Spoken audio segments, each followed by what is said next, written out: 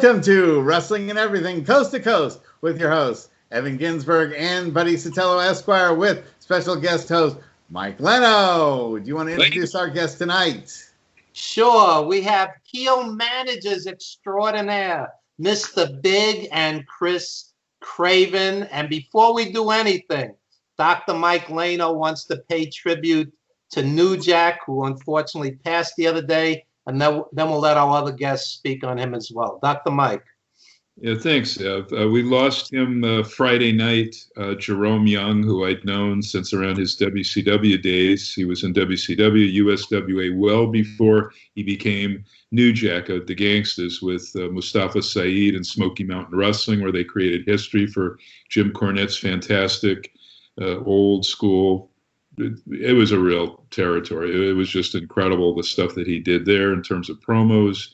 Then obviously they went to ECW, and he created some infamy there, and an XPW in Southern California. But Jerome, did some controversial things that a lot of us who knew him just kind of mentally put aside. And like D'Lo Brown and Tommy Dreamer were saying today, if he was your friend, he was your friend for life. If he was your enemy, similarly, enemy for life. But just really a nice guy. He would give you the shirt off his back. And some memories it was backstage before an ECW pay-per-view at the arena, and asked him, how do you get that sort of magical trail of smoke to come out? It never happened with Jarrett when he broke guitars over people's heads, gimmicked, worked guitars.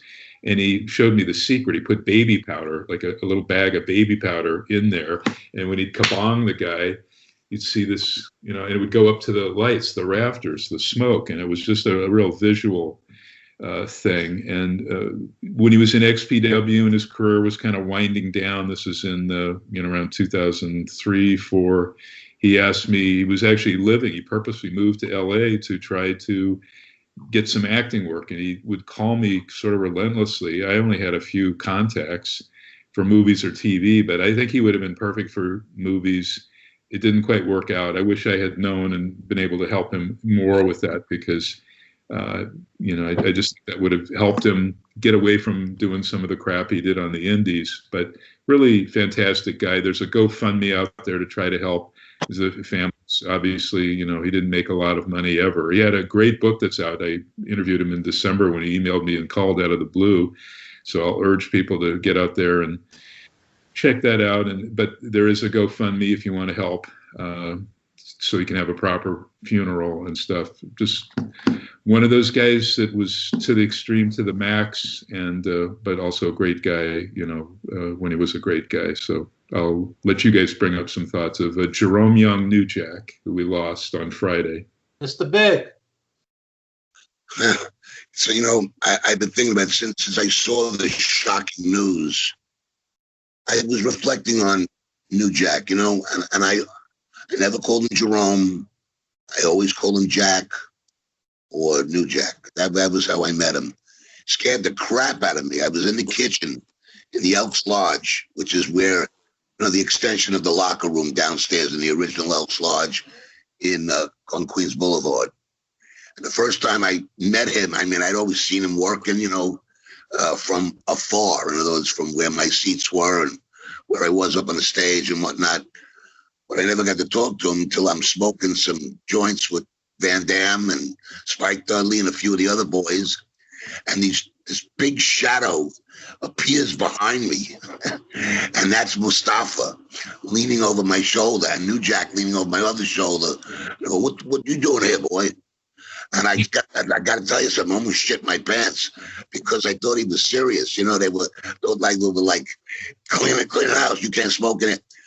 But they just laughed. I turned around and I said to him, well, all right, I'm sorry I didn't offer you any. I'm going to hand him a joint. He goes, no, I don't do that shit. And they said, that's cool. That was the first rib I ever got by him and Mustafa. They just loomed over my back, scared the crap out of me. And I'm a big guy. Mustafa is a scary, scary man. And New Jack, too. But when I got to know him, a terrific guy. Here's a guy who went on Scared Straight, right? And he, I guess as a service, he scared the crap out of a bunch of those juvenile delinquents and did a great job on the show. And I'm so surprised that they didn't keep him as a regular or put him into TV, because really a different kind of personality. You know what I mean? The anti-hero, but he was the real deal. You know, if he told you something, you could bet your ass on it and never have to worry about having a place to sit. It's one thing I could always rely. New Evolution Wrestling, we want to do a tribute to New Jack. So when we do, and whatever merchandise we sell, portion of tickets we're going to donate to either to GoFundMe or to see to it that the family's going to get some money, you know, to help out. We try to, I'm not trying to brag for us. We're not heroes or nothing. But if we can't do to help, you know, our own, then who the hell are we? You know what I mean? What good are we?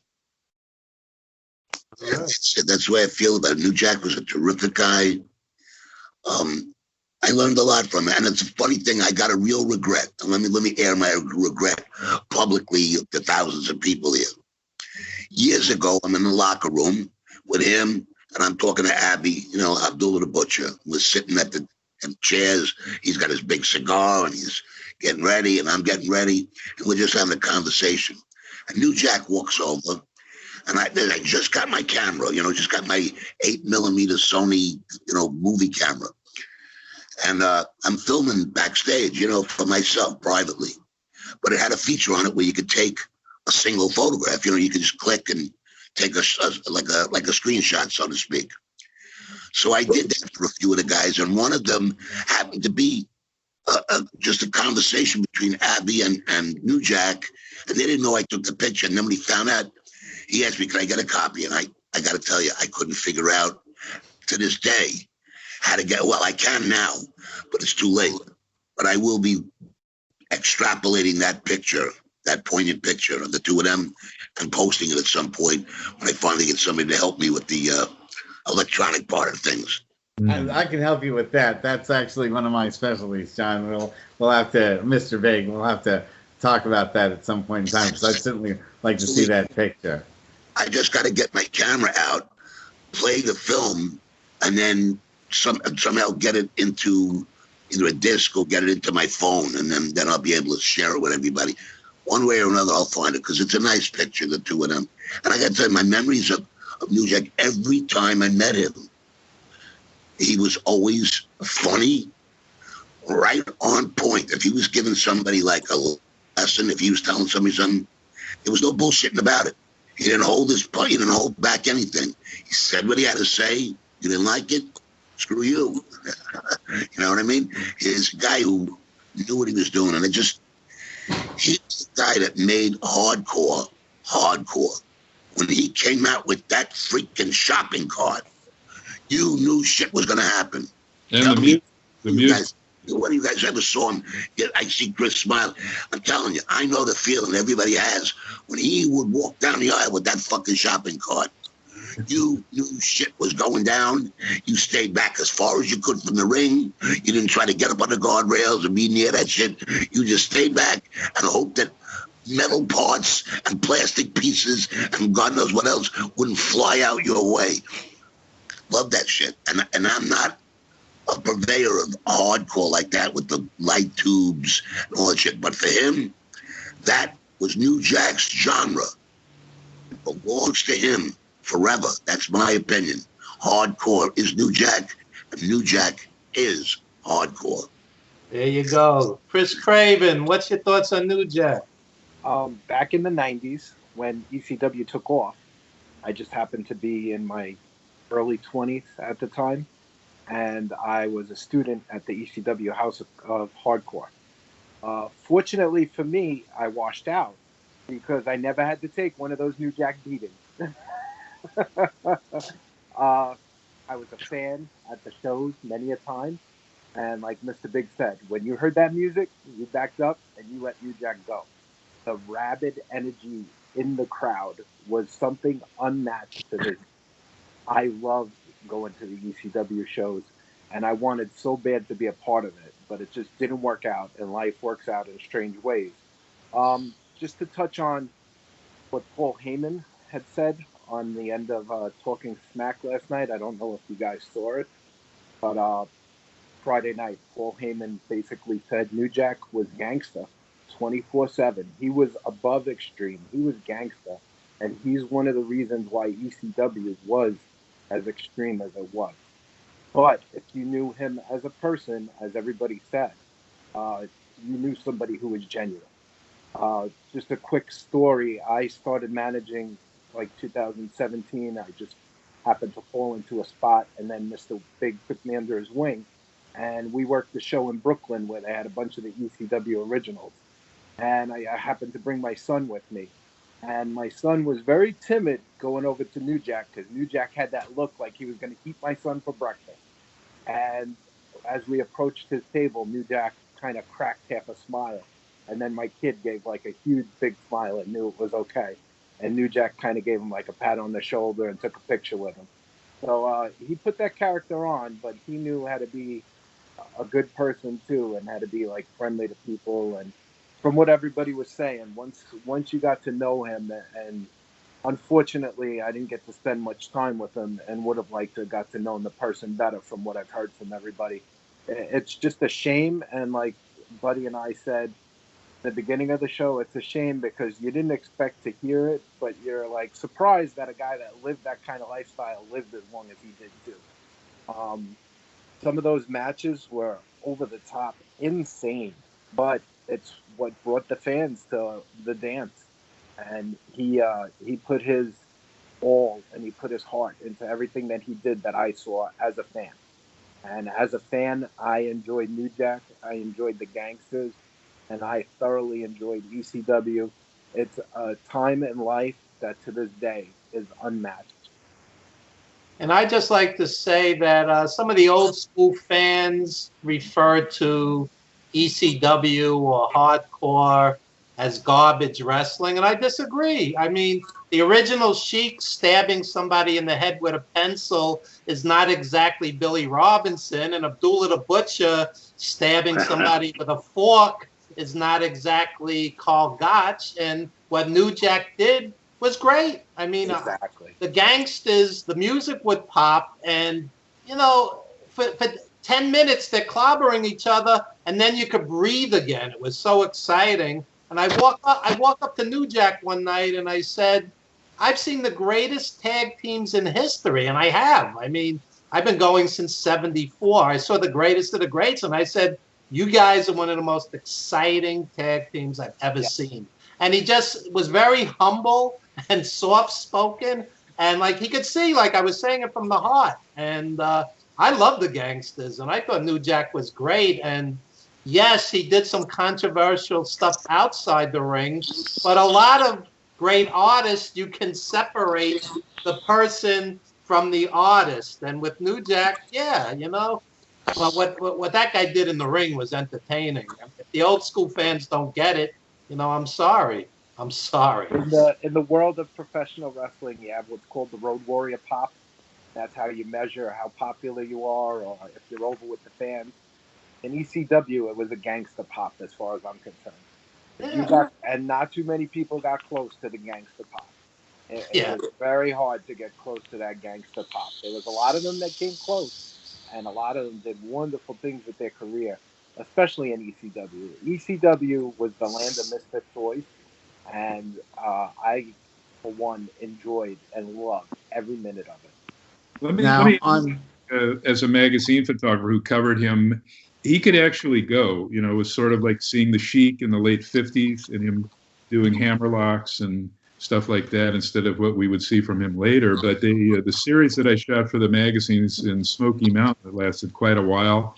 They even brought it to card. I think Evan might have been with me at the Dennis Corluzzo co-promoted with Jim Cornette in like Jersey that brought that feud up. There was against the Rock and Roll Express, and he and Mustafa could, you know, really go hold for hold. We didn't see that much in ECW, but then remember also with ECW, you would have that violent stuff, but you'd also have like Benoit against Taz, or the Lucha guys would come in. So it wasn't just all that, which, you know, I was also XPW's house photographer, and it was all violence, but not ECW. You had some great technical stuff. Eddie Guerrero against Dean Malenko.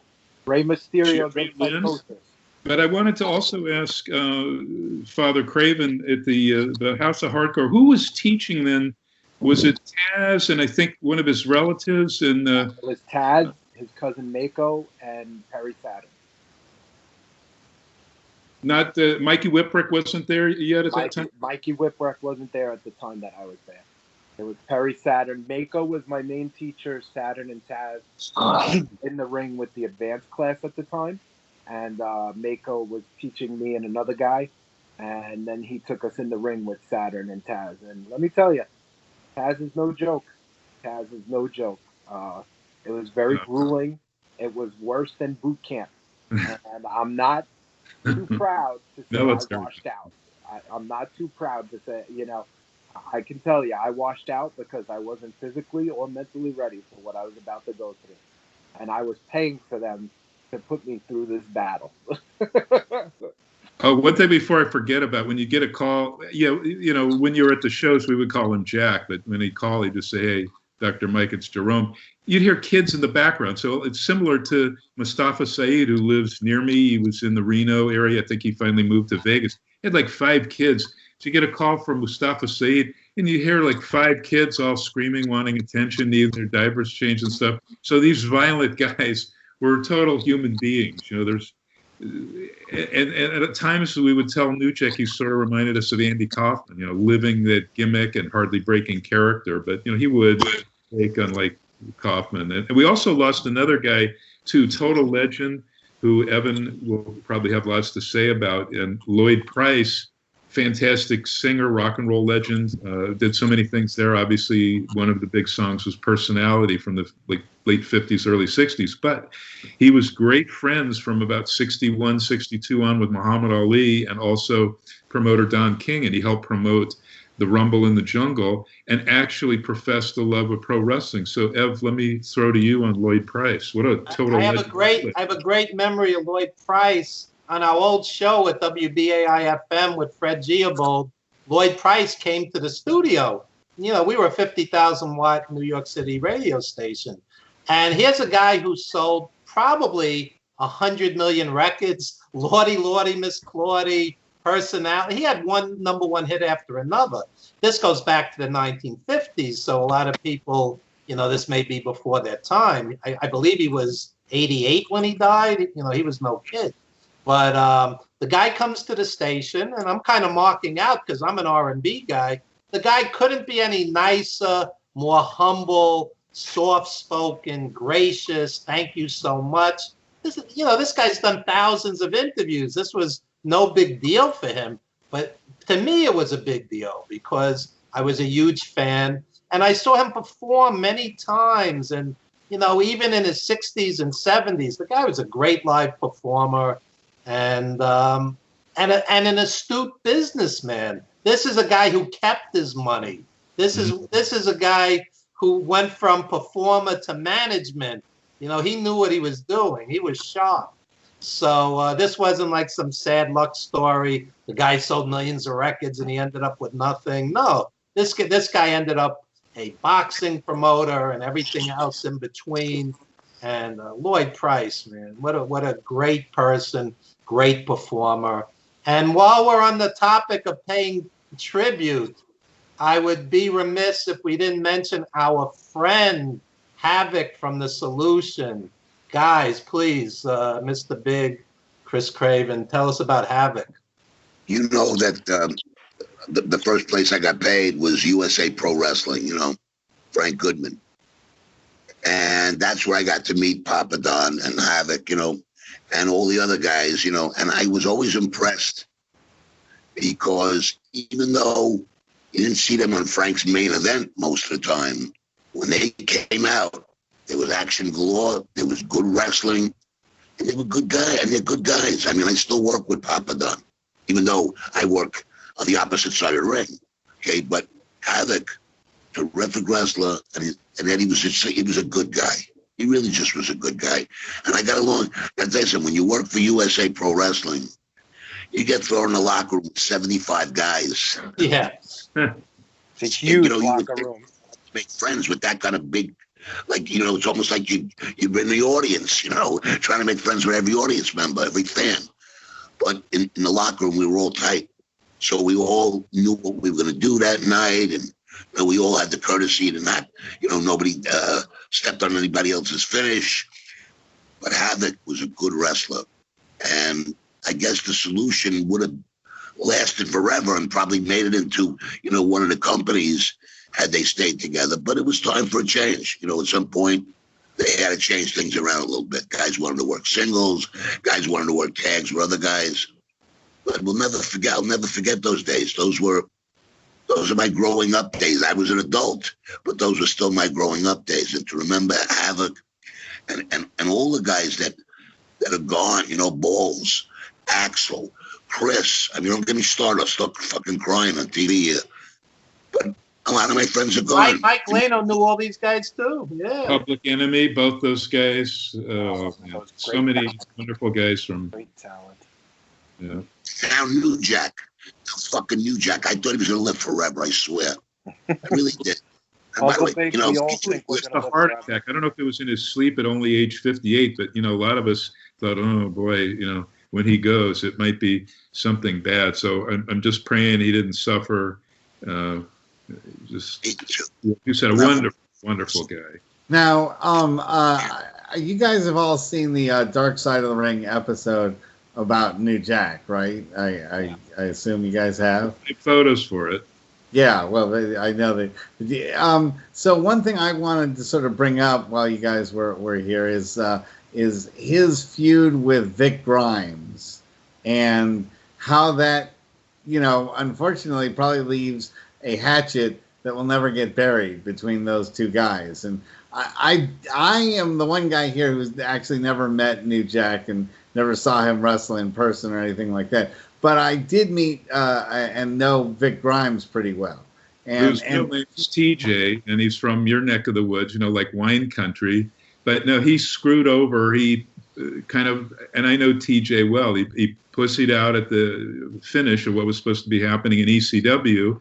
And briefly, that carried over to XPW later on, which was the porn promoter, Rob Black, and his wife, Lizzie, who they initially had wanted to promote shows for Paul Heyman on the West Coast and LA and stuff. And Paul said no, sort of like Herb Abrams, who had this vendetta against Vince because Vince wouldn't allow him to promote any shows on his own for WWF.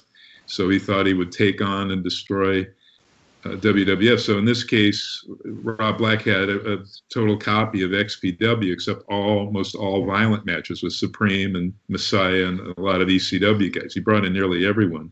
So they're recreating the scaffold thing that Vic kind of was just nervous about doing. But this time, like New Jack, I think had held that grudge. It's only in wrestling do these grudge go on for years. Yeah, but Mike, you know the story, but the audience doesn't. You have to tell them what happened. Well, so that's what I'm saying, because Vic Grimes got nervous at doing the finish in ECW. In the case of XPW, Jack pushed him. He didn't want to. They were way up even higher, and then he pushed him, and he was supposed to go through 4 tables, but Vic Grimes missed. I mean, he barely missed hitting the ring, and it could have been deadly. And Jack wanted to kill him. I don't think he would have been sad, because you screw with him and you try to mess up the art of New Jack. That was the receipt. So that's what happened in XPW, and he talked about that probably in more detail on the Dark Side. I taped it. I still haven't watched all of it because it's hard watching a lot of that stuff, like the Nick Gage one, the latest Dark Side that came out. It was all violent. And that was the stuff as a photographer. It's hard, as both of our manager guests, and Evan will, and Buddy too, when the light bulbs are popping, and even the worked, gimmicked barbed wire is kind of dangerous if you catch your clothes on it. And the other stuff that those guys are doing with gimmicked glass and stuff, it can still injure the people at ringside. So let me shut up and let you guys, maybe you have more insight on that. Well, I'm going to say this to Buddy. Buddy's friends with Vic Grimes, and I've met Vic Grimes and like him. I mean, you could invite him on the show, and he could say his piece also. I'll call him up. I've known him since he was a rookie. He trained. I would like to have him on the show. He's a nice guy. And starting out early in APW, when I would make a mistake or something like that, there were a bunch of guys out in the back who were not like my friends, and they would really give me a very hard time. And I know that Vic Grimes was one of the guys who would take me aside and say, hey, you know what? You missed that spot, but it was okay because the audience didn't even realize you missed it. You know, nobody got hurt. You just got to make sure you're in the right spot at the right time when something like this happens. He wasn't just, you know, using it as a way to just really hammer me and make me feel bad about myself. I want to say that about Vic, because he was a really stand-up guy in the locker room and did a lot for the younger wrestlers to make them feel like, you know, it's okay even if you mess up, or managers in my case. So I think he got shown in a very poor light by Dark Side of the Ring, and he didn't want to talk to them because I think they would have maybe found a way to make him look even worse in some ways. When, you know, you have things already bad on one side, if you sometimes talk to those folks, they'll find ways to make you look even more slanted, you know, in a situation like that. With Dark Side of the Ring, that's what they're supposed to do. And so I think that's probably why he didn't cooperate with them or give his side of the story to them. But I'd love to have him on the show if he ever wants to give his full side of the story to us. I've known him since he was young. He first started, and then they had Vinny Massaro as Little Dick Grimes, his tag partner. But I've got a little bit of heat with him because at Roland Alexander, the founder-owner of APW's funeral, his wake, where I was, I think, the last guy to speak at his funeral up on the stage. And then he came up. He started reading, and he claimed that he'd wrote it, a long tribute to Roland, which was nice, except he didn't write it at all. I had helped Greg Oliver with it, and it appeared verbatim, word for word on Slam days before. And then TJ Vick is up there reading this obituary, claiming it was his word for word, and it wasn't. So I'll ask him about that when I bring him on the show. I've confronted him about that and given him shit about it, and, you know, got an apology, but we'll bring it up when he comes on here. Oh, boy, that should be some show. Well, gentlemen, let me jump in, and the congregation is calling, and the disciples need my attention. So I just want to finish up with a quick story here. When I started in 2017, I got a lucky break from a friend, and I really didn't know what I was doing, where I was going. I just knew I wanted to be a part. And a certain gentleman saw me floundering, and I had no direction. And he took me under his wing, and we came up together with the Father Krayven gimmick. And it's not, you know, mostly a gimmick. It's mostly real life. I am an ordained Christian minister, and we took that and put that into the wrestling world. And we came up with the Covenant. As you can see, the Covenant t-shirts are for sale. We asked for a donation, $15, $20, and you could become a member, a disciple. You could become a member of the congregation. But I always, as I can, I always thank Uncle Big for taking me under his wing and helping me create the gentleman that I am today and the leader of the Covenant. And I just thankful that I met him, and very thankful that we ride this road together. New Evolution Wrestling, May 29th, and the return of Father Krayven, June 26th. New Evolution Wrestling. We're going to be out in Pennsylvania. Mr. Big can spit out more of that later. Covenant has many surprises in store. We have some new members, new disciples that we're going to be debuting, and Father Krayven is all too happy. And let me leave you with, when the world is burning and the fires are burning and the world is turning, who will save you? Father Krayven. That's who. That's right. You're not going to go sacrifice one of your kids now, are you? You might read about me in the Daily News. Yeah. Keep in touch. Father, sorry about the cussing. Say to Chris, hey, Father Krayven, watch SmackDown and watch that guy from England reading out of the book. I don't even remember his name. Alistair Black. He's copying my gimmick that we came up with, Uncle Big. That's right. That's right. Complete with the book and the recitation and the whole bit. You know, I'm a pretty... Real quick story before I leave. We had a show out in Long Island for a guy that we don't even speak about. And I went to the ring and I read my promos out of a Bible. Somebody stole your gimmick. It sounds like it, but we'll get there when we have. You have to hire Buddy Have Sotello to help you nice out. speaking with him. Imitation is the sincerest form of flattery, and this is not the first time that the WWE has either directly or indirectly stolen shit from me. Okay. There's a bunch of moles out there watching us, Uncle. Which is a good thing. But once again, you could follow me, New Evolution Wrestling. You could follow me, Father Krayven, on Instagram, Twitter, Facebook, and YouTube. Look me up, hit me up. We have T-shirts. We have face coverings, the neck gaiters. We have face masks. We have stickers. We're coming out with new and exciting stuff every day that if you join us and become one of the members of the congregation, we will enlighten you to a new world. And you will, with your donation, you receive one of these free gifts. So as it says here, we will awaken you to a new reality. With that, gentlemen, it's always a pleasure. Mike, it's nice to meet you. I hope to see more of you. Oh, yeah, You're always invited to our shows. Evan, always a pleasure. Buddy, great to see you again, man. Uncle Thank Vic, you. I'm going to see you soon down the road, buddy. It's going to be a short time. I don't know. If I'm not seeing you May 29th, I'll definitely see you June 26th. We're back. See you later. Take care, guys. Bye-bye. Bye-bye. Thank you. Thanks for Don't being on follow the show. That's called stalking. Can I just plug something really quick? I'm going to try to have this guest on. He lives in Ireland. We love talking and plugging other people's books. Of course, Evan Ginzburg's book, we're anticipating that, and we'll be talking about that. That's coming out soon.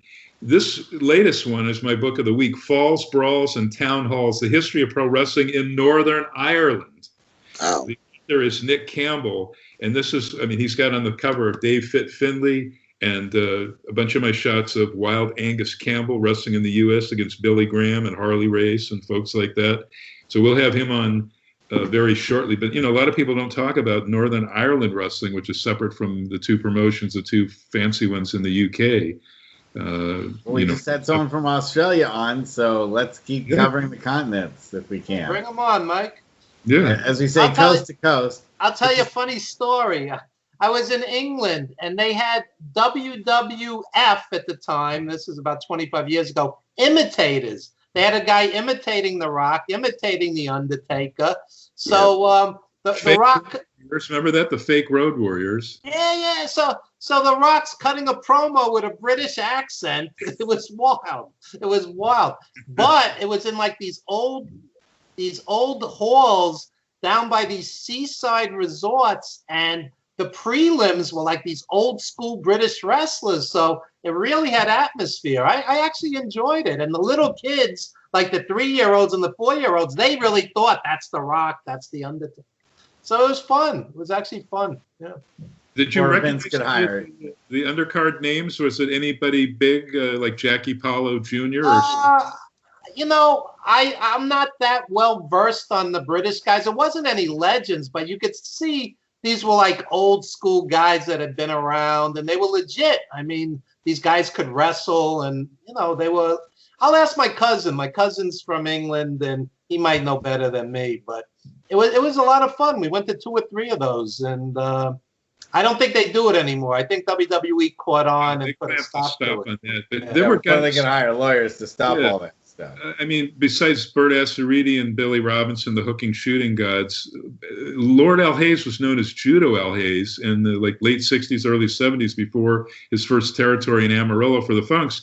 Judo Al Hayes was actually, it wasn't a person anybody laughed at. He was a very credible, good wrestler. You know, then he became a manager in the WWF thing, which was kind of a joke and a sad misuse of him.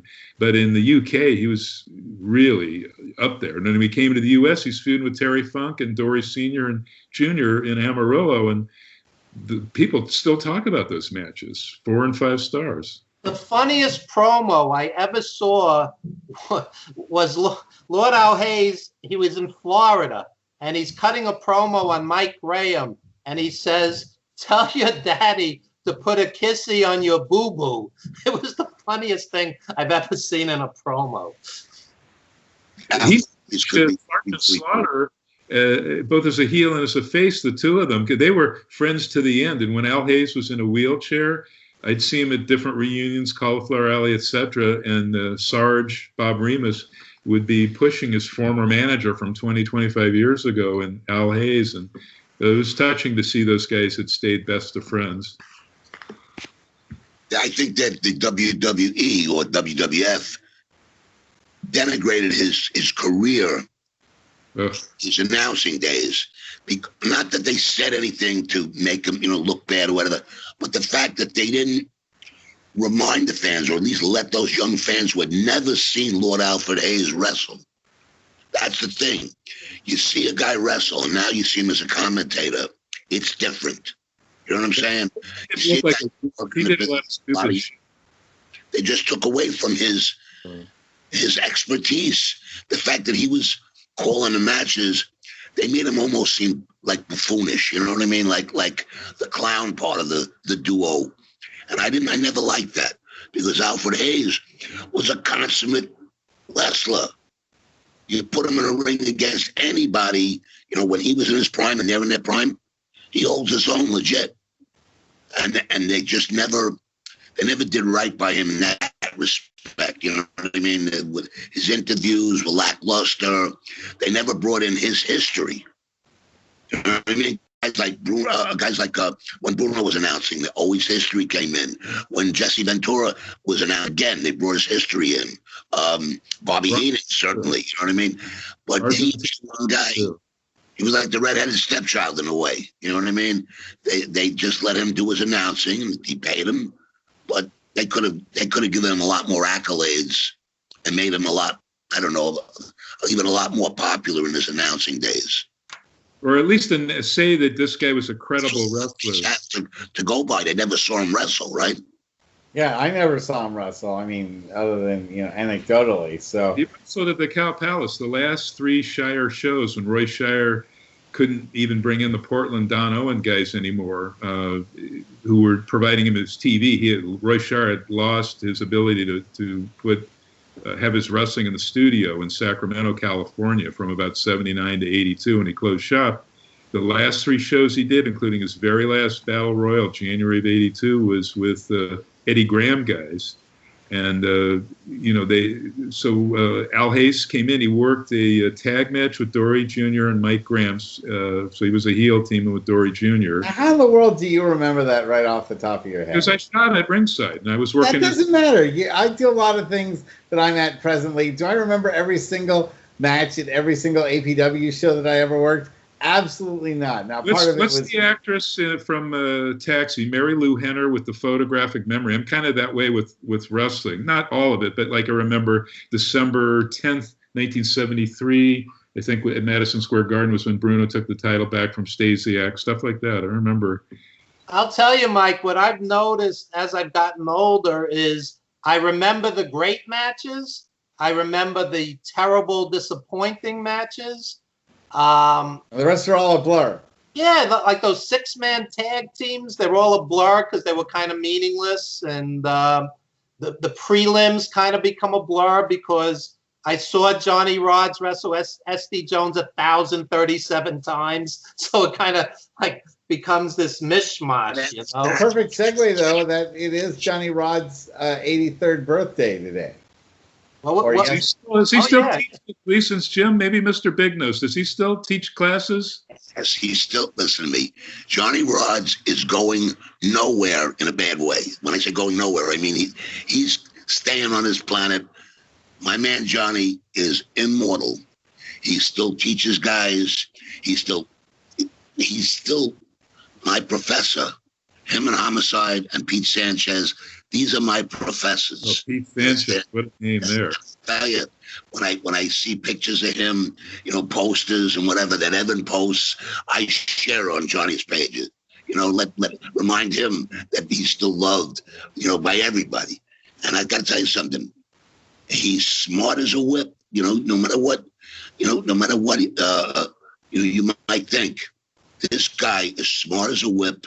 Always, it was in control of what he was doing, and is always in control of what he's doing physically and otherwise.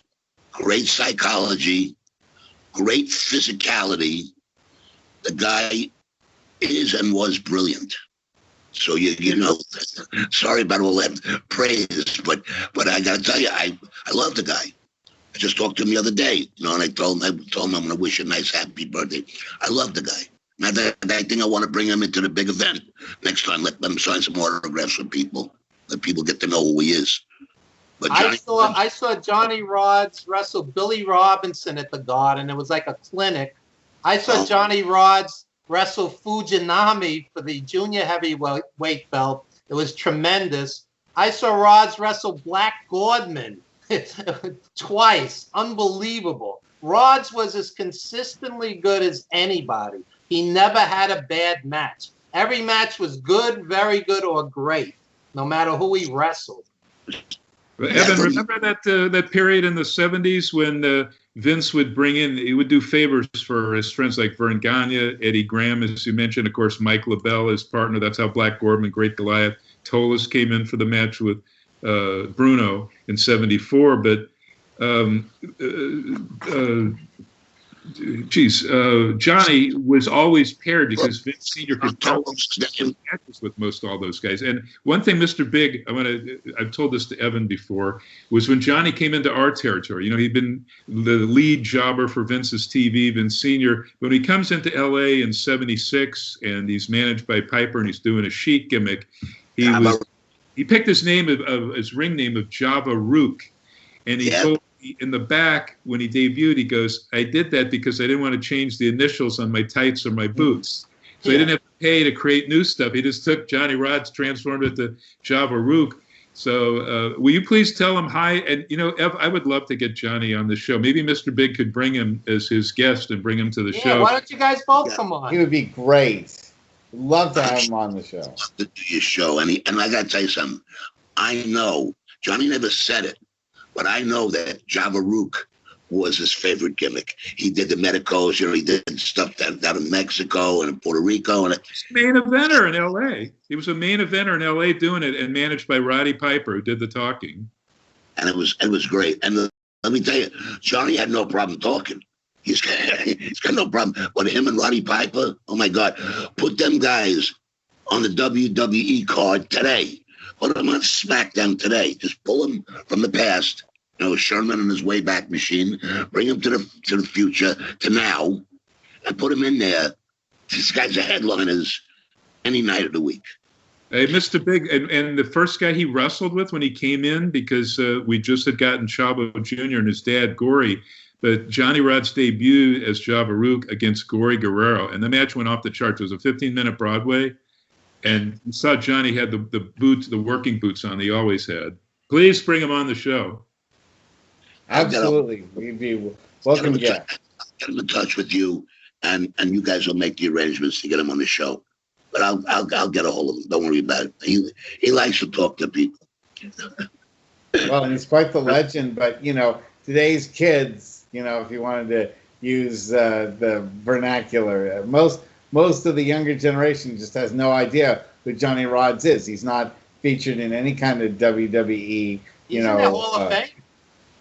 He's in the Hall of Fame, but again, they don't show any of his matches. I mean, you'd have to go search for him on YouTube.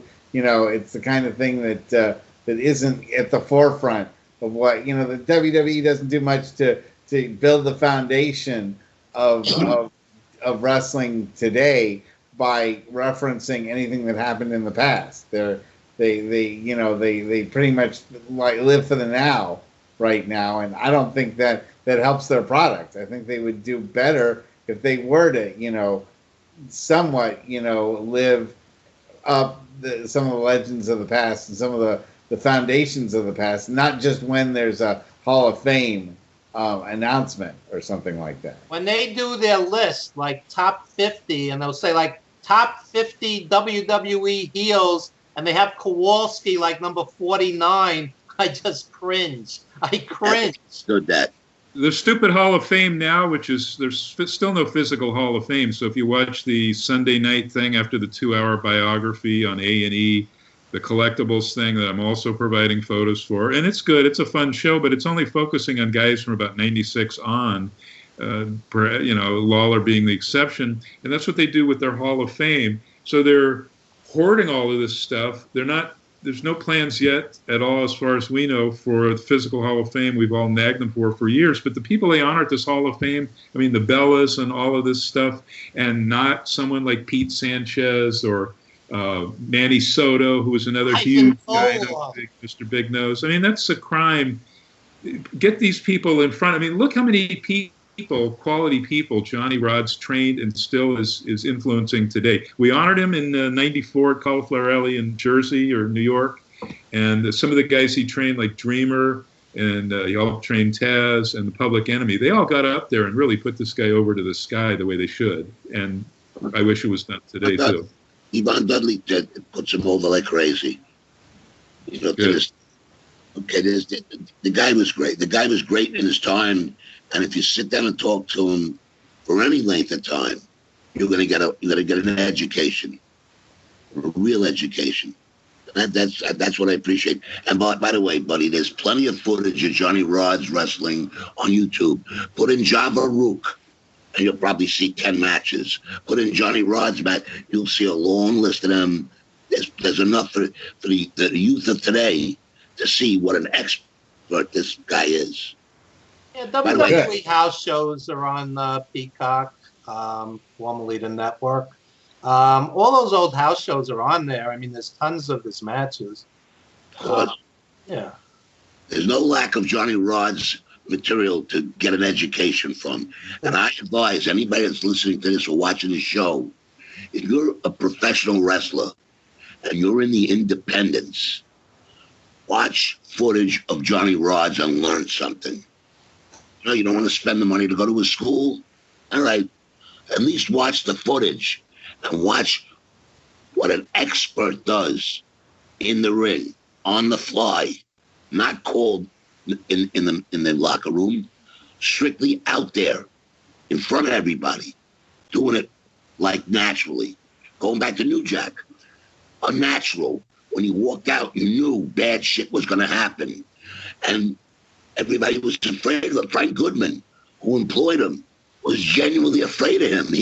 When he introduced me, he told me, listen, don't cross this guy. Just like when he supposedly introduced me to Homicide. I really met Homicide before that, but he cautioned me about New Jack and Homicide because that's how real their gimmicks are. That Frank Goodman bought their gimmick. Mm. And he's knowledgeable. He don't believe nobody. But he was telling me, like, to protect me.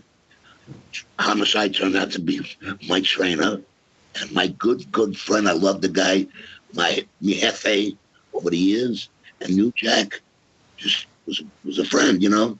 So it's just a funny thing how some people are just so real that you can't escape it. Johnny Rodz is one of them guys. Talk to him, he'll tell you. Homicide's another guy who's so consistently excellent, he's actually underrated. That guy never has a bad match either. There's certain guys, Mike will tell you, Mickey Doyle was always excellent. Yep. Davey O'Hannon. Oh, I love the O'Hannon. Oh, my God. I mean, these guys were just consistently excellent performers. And sometimes people judge wrestlers on their one-loss record, which is ridiculous. There's no thing that doesn't enter into the picture in wrestling. Well, with the ignorant fans, it does.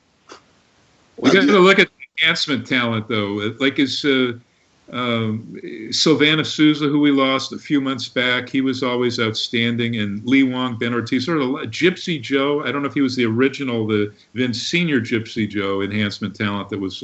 Roderick Strong's always great. That guy's always great. Is Sanchez still alive, you guys? Because we should also try to overboard. He is still alive. Good. I think he's in New Jersey. I talk to Johnny from time to time. Like, I don't know, Pete wants to hibernate, so I leave him be. I know him long enough. It's funny, I used to go to his house every day or every other day. We'd puff up a little bit. We'd talk. We would avoid talking about wrestling because truth is, he don't want to deal with wrestling no more. He had his time, and that's it. Now he just wants to live his life. Oh, by the way, I was very rude. I apologize. You guys wanted me. I'm sitting there smoking my... Go off for you guys. I really... What a putz I am. I'm sorry. I apologize to you guys. You deserve twice to me. about a week ago, and they were talking about his fight to get pot legalized and how it's much better for wrestlers than any of the other crap they use as a painkiller. And Oh, hell yeah. it was finally credited the way we should be crediting these guys. So I hope even if somebody sort of divorced themselves from wrestling like Pete Sanchez, we can honor them and laud them and maybe show some footage, even if it's allowable, of how much an influence they were with this. Sanchez was the only wrestler to wrestle with a mohair sweater on. Gavin, you know what I'm talking about? Look at Pete's chest. He was the hairiest guy in pro wrestling, Pete Sanchez. Him and George Steele.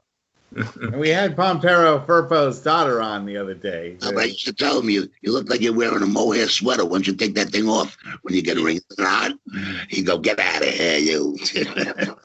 How about another hairy guy was Mark Tendler? Is Mark Tendler still alive? All these great old names. Oh, he was murdered. Really? Oh, He geez. was murdered, yeah. No. We've lost a lot, but thank God Johnny and Pete are still with us. Yeah, man. I tell you something. Peter's the character. I worked at a place called O'Neill's. I can say it because the place don't exist anymore, so nobody's going to go over there and bother anybody. It was in Maspeth. This guy O'Neill bought the whole corner. He was like, I don't know how to explain it. He just took over the whole corner on this block and built this bar up so big and so big. And Pete used to come around. He used to like to drink there. So I'd be working the door, and he would come up on the porch, you know, in front of the front door, and he would educate me. He'd say, so you're working on your punches, you're working on this, you're working on your head like this. And a friend of ours would come by, and he'd say, Johnny, put Billy in a headlock. So we're going to lock up. The guy didn't know how to lock up. He's supposed to have known how to lock up, but he didn't. So people would get disgusted. But so he would make me use this guy as a wrestling dummy and teach me punching the guy in the headlock and teaching me a headlock punch and teaching me different holds while I'm working the door at O'Neill's. All right. And yet he didn't want to have nothing to do with wrestling. But he liked me, loved me, would help me every way he could. And that's why I'm as good as I am today, because of guys like Johnny Rodz and Pete Sanchez and New Jack and Homicide and Balls Mahoney and Chris Candido and Al Snow.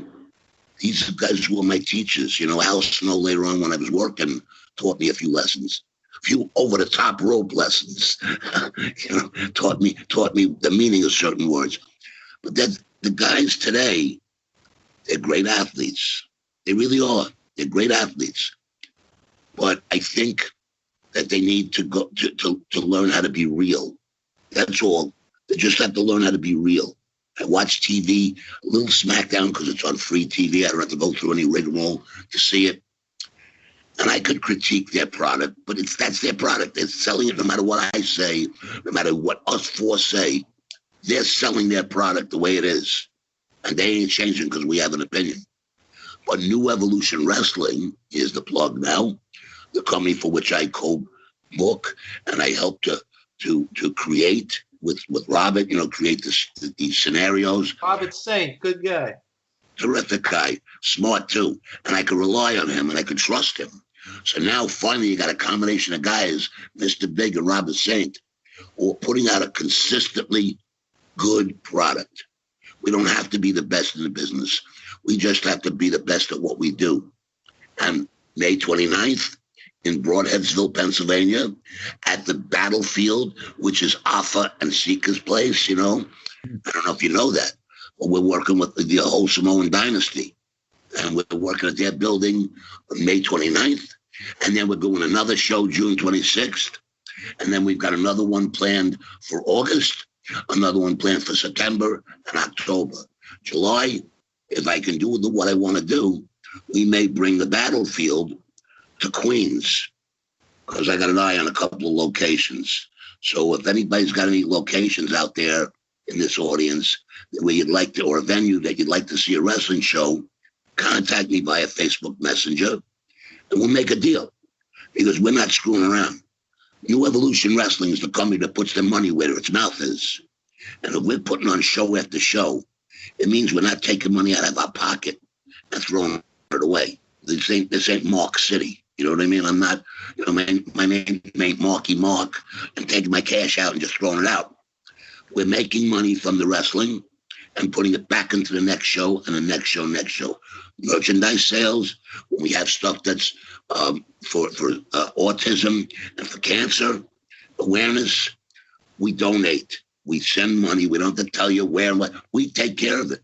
Because why do it if you're not, you know what I mean? Why announce it and then be a phony about it? You're going to do something, do what you say you're going to do. We're going to be putting on shows regular. By November, I'm hoping that things come back to normal in New York, because the big event 20 will be at the LaGuardia Marriott.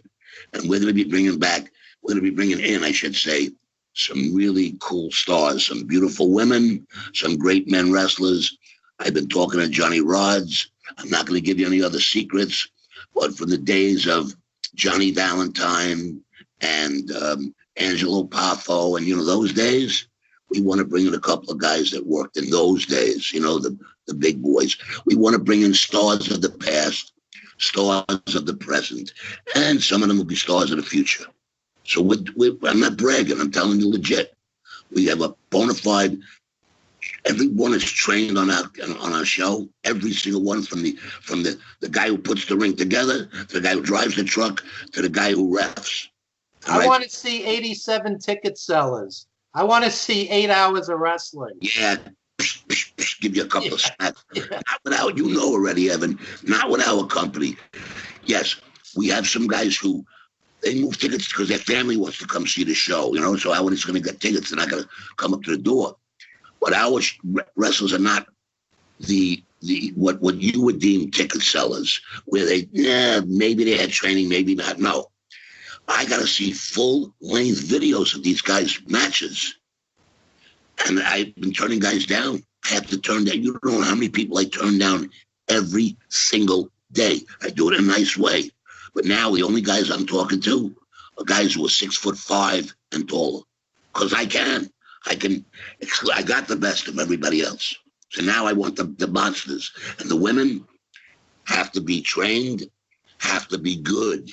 They have to be good wrestlers. And the fact that most of them are very attractive doesn't hurt these young men that come to the, in the audience. So we have something for everybody. We have something for the little kids. We have something for the geezers like you and me and all of us. We got people for the younger folk. I don't mean the kids, but the teens and the 20s and 30s. They have something for everybody, and I don't bullshit. Evan, tell those viewers the website. Well, the website, the best way to find it right now is to go to Facebook and go to the New Evolution Wrestling page, and you'll recognize it. You'll see, there's 2 New Evolution Wrestlings, but you'll recognize ours. It's got all the stuff about our shows in New York. You could also go to Mr. Big Pro Wrestling, MR BIG Pro Wrestling. It's another page. You go to Gina Snipsky. That's a goof on my friend Gene Snipsky. It's GENASNIPSKY. That's another page on Facebook. Or you can go to my page, John Wall 1, JONWOHL 1, and my face is on the profile, so you can't miss it. There you go. If you go to that's great. It's Talks. Uncensored, that's on Facebook. That's a group. We have the New Evolution Wrestling group. Evan, you know me. I'm like a freaking octopus with like a conjoined twin octopus. I got 16 arms out there. I try to have as many places where people could find out about us as possible. But you're going to see us in Pennsylvania for the next few months. Then you're going to be seeing us in Queens and hopefully in Manhattan. I want to get into Manhattan. I want to break into Manhattan. I want to do a TV show again. I got big plans. I want to do a weekly TV show. All this is going to happen. And I want to plug a friend of mine, John Cosper. Friend of the show. Had him on. Just brought him on a couple of weeks ago. Just got the book, Candido book. I'm going to read about my friend stuff I don't know about him. I read his book on David Schultz. He's got so much more. He's doing the Wahoo McDaniel book?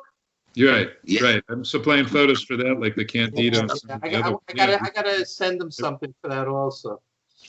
They're good books, all of them. And you know what's funny? We go back to New Jack.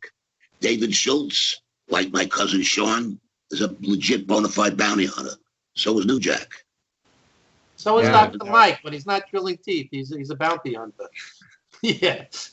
Yes. Really. Anyway, John, it's been great having you again as a guest on the show. Obviously, it was great to have Chris Krayven, Father Chris Krayven, on. We're going to have another great show next week, and thank you for giving everyone your contact information. That's it for this week, so we'll see everyone next week. One more plug. Sure, please go right ahead. If you don't watch 350 Days, if you don't get a copy, or at least watch it for free, you schmucks.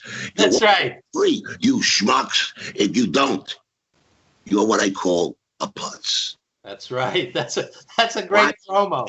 And a perfect way for us to end this week. That's the last thing I gotta say. I love you guys. Thanks for having me. Thank you for being on the show. We'll see everyone next week. Good night. Good night.